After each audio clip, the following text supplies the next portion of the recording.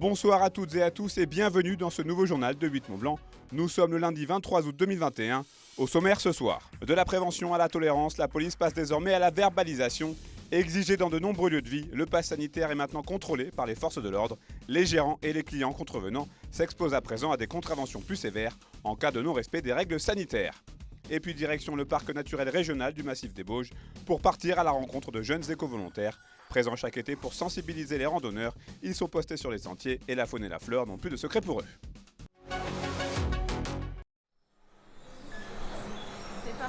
Désormais habitué à contrôler la validité des passes sanitaires, le personnel de ce cinéma chambérien a eu le droit à la visite surprise des forces de l'ordre pour vérifier que leur établissement et ses clients respectent bien les récentes mesures sanitaires. Une double vérification plutôt bien accueillie par les clients. La police est là pour contrôler, c'est également le cinéma contrôle, donc c'est normal, donc ça ne me dérange pas. Durement touché par la crise sanitaire, ce cinéma a rapidement mis en place les moyens nécessaires pour sa réouverture. Alors honnêtement, le calcul il est vite fait. Nous, si on referme à la rentrée, c'est pas dit que le cinéma rouvre un jour. Donc il vaut mieux avoir le pass sanitaire et vérifier les gens aujourd'hui, même si c'est difficile, que de refermer le cinéma. Donc c'est très simple en fait, au niveau réflexion. Les contrôles surprises se sont ensuite poursuivis dans cette salle de sport. Voilà, bonjour monsieur le préfet, on vient contrôler l'établissement. Oui, ça va ? Le but de cette opération étant de montrer que la phase de tolérance touche désormais à sa fin. Ce qui a été fait aujourd'hui, c'est ce que nous faisons tous les jours depuis la période Covid, c'est-à-dire des contrôles et de l'assistance et de la pédagogie pour faire appliquer les mesures barrières et toutes les mesures qui sont mises en œuvre afin de faire cesser cette pandémie et protéger nos concitoyens. Comme dans chaque phase, il y a eu une semaine de tolérance et de pédagogie. Maintenant, on est sur la verbalisation puisque ces mesures doivent être appliquées pour préserver la santé de nos concitoyens. Ne désirant pas respecter ces règles sanitaires, quelques établissements de la région sont d'ailleurs sujets à d'éventuelles fermetures administratives. Et puis toujours concernant cette lutte contre la pandémie de Covid-19, depuis ce lundi matin et jusqu'au 15 octobre prochain, 3 nouveaux centres de dépistage sont ouverts à Annecy. Devant le centre Courrier, sur le Paquier devant Bonlieu et enfin devant la salle Pierre Lamy. Ces 3 centres sont ouverts à toute personne quel que soit l'âge. Les tests sont gratuits pour les personnes affiliées à la sécurité sociale. Pour les autres, il vous en coûtera 20 €. Les 3 nouveaux centres de dépistage d'Annecy sont ouverts tous les jours, sauf le dimanche pour celui de Courrier, aux horaires suivants de 10 h à 14 h et de 14 h 30 à 19 h. Le gypaète barbu, il mange les os des cadavres.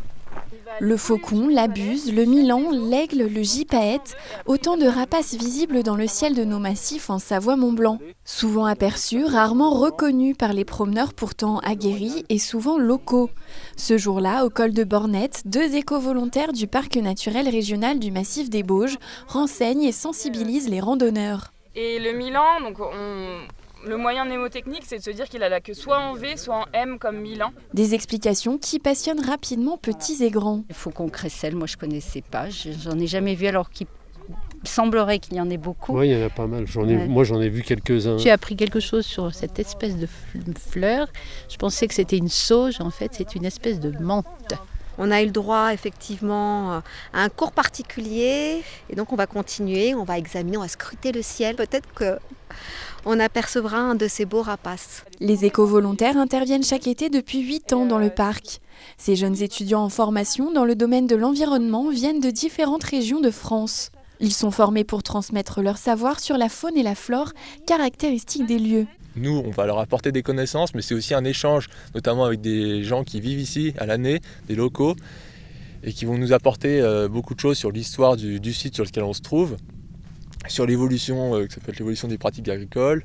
Un échange qui permet aussi de rappeler les règles de bonne conduite en milieu naturel. Les personnes ont envie de préserver, ont envie de comprendre, ont envie de connaître, nous posent plein de questions. Est-ce que, comment ça se passe ici, au niveau de la forêt, au niveau des alpages, l'agriculture, les espèces endémiques. Et on sent que les personnes ont envie de comprendre et de savoir comment ça se passe et quels sont les bons gestes à adopter. Leur présence et leur mission sont devenues récemment d'autant plus importantes que les confinements successifs ont donné des envies de grand air à une population toujours plus nombreuse. On nous a fait remonter beaucoup de fréquentations inhabituelles, un peu en nombre. Alors on ne sait pas si elle est réelle ou pas, parce que c'est peut-être un ressenti seulement. puisqu'on sortait d'une période où on ne voyait plus personne, donc on a l'impression qu'il y a beaucoup de monde d'un coup.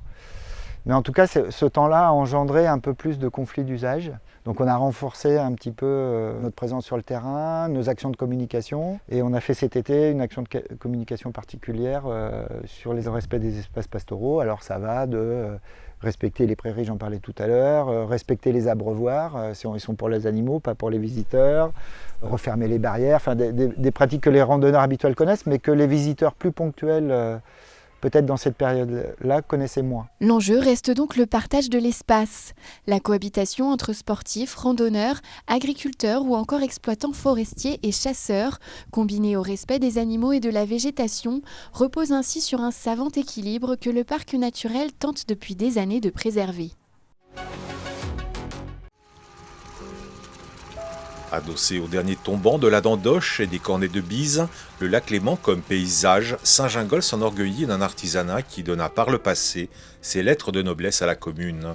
Un artisanat de la nacre, aujourd'hui retrouvé après un demi-siècle d'oubli. Une manufacture s'attache désormais à redonner vie au procédé traditionnel de fabrication de la perle. Une fabrication à l'identique pour 95% à la fabrication de l'époque. Des noyaux d'émail sur tige, des masses trempées à la main, des séries de trempages successifs et des séchages multiples. Je trouve que c'est touchant de savoir que ça existait déjà à l'époque. Et surtout, ce que je trouve sympa, c'est que ça lie ce qui était avant avec la modernité de maintenant. Donc ça fait une transition entre le patrimoine et la nouveauté. C'est vraiment un passage, je trouve ça très intéressant. C'est symbolique et puis c'est important. C'est important pour la culture, pour l'histoire, pour de maintenir l'histoire des perles du lac. Et puis de participer, même si c'est 6 mois, 1 année, 10 ans. Une des grandes fiertés, c'est le fait que quand je suis arrivé à Saint-Gingolph et que j'ai dit que j'allais refaire les perles, tout le monde se disait mais qui est cette Uluberlu, cette originale, comment ça peut marcher, voilà. Et donc la fierté, c'est d'y être arrivé et puis d'avoir aujourd'hui une reconnaissance, puis une relation amicale avec les gens du village. Il faut imaginer que le travail, ça représente un effort considérable, puisqu'on a fait plus d'1 millier d'essais sur les différents processus, matières, etc. La chance, c'est qu'on a retrouvé quelque chose et qu'on a un résultat exceptionnel. La nacre qu'on extrait de l'écaille de poisson, c'est de la guanine pure. Et la guanine, c'est l'une des 4 bases nucléiques qui est présente dans l'ADN, guanine, adénine, thymine, cytosine. C'est donc la lettre qui code la vie. Voilà. Donc c'est une matière extrêmement précieuse. Et le fait d'avoir redécouvert, disons, d'avoir pu extraire facilement cette matière, ça a été la clé, le fait que ça devenait faisable. Voilà. On y arrivait. Voilà. Par recouvrement successif, l'essence d'Orient obtenue par une lente macération vient recouvrir les perles, produisant une irisation toute particulière, la perle essence. Plus de 25 trempages sont nécessaires pour obtenir une épaisseur finale de 2 mm de nacre. Cette belle nacre qui serait normalement jetée, on peut en faire quelque chose de beau avec. Et on fait quelque chose de beau avec qui soit accessible à pas mal de gens. Donc je trouve que c'est chouette, quoi. Pour moi, elle doit avoir un petit côté rosé, un petit côté bleuté, violet. Pour moi, ça, c'est une belle perle blanche. Et la fierté, au final, c'est d'être arrivé à faire aucune concession sur les valeurs, en partant de la fabrication où il y a un vrai plaisir, où on a un travail plaisir, on a une fabrication plaisir, jusqu'au bijou où on est sur écologie, sur les perles, c'est des perles écologiques, sur la façon dont on va préparer les apprêts en argent, on est sur des matières écologiques, une fabrication écologique, on est à 0 déchet. Donc il y a cette chance d'avoir pu faire tout ça comme ça. Au début du XXe siècle, des ateliers se sont installés le long de la rue étroite du bourg franco-suisse pour fabriquer des perles à partir d'écailles d'ablette. En 1974, le dernier atelier ferme ses portes et la tradition perlière de Saint-Gingolph glisse dans l'oubli. À la grande époque des perles de Saint-Gingolph, dans les années 20, les touristes venaient en nombre des 4 coins du monde pour acquérir des colliers, des bracelets et des bijoux, contribuant ainsi à l'animation estivale du village. Moi, il me semble que je sens encore un petit peu cette odeur quand on arrivait, agréable, et puis cette pureté des perles blanches. C'est pour ça que depuis ce temps-là, moi j'aime les perles. Que Sarnémas, c'est une chose merveilleuse. Ça fait revivre le village, mais surtout c'est le lien entre le passé et le présent, voire le futur. C'est extraordinaire. D'ailleurs, c'est un travail de fou, un travail de fourmi, de mise au point. Ça a pris énormément de temps pour ressurgir. Un rêve qui devient une réalité, quoi. Donc c'est possible. Les rêves peuvent devenir des réalités.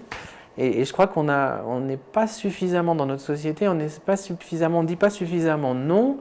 Il faut faire les choses bien, il faut faire les choses avec plaisir, et qu'on peut le faire.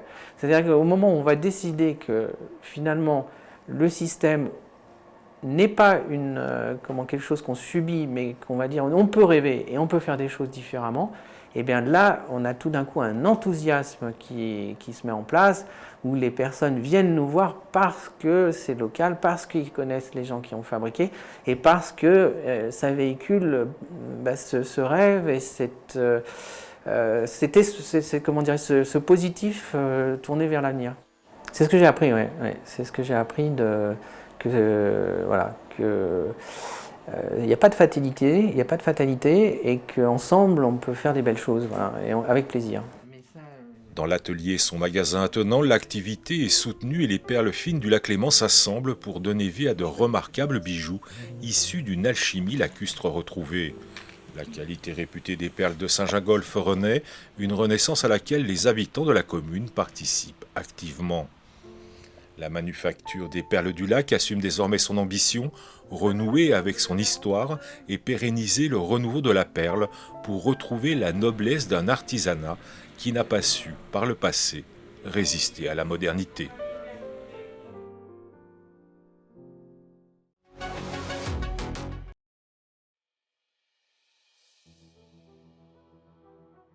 On se quitte en musique avec des images de la Spartan Race qui s'est tenue ce week-end à Morzine.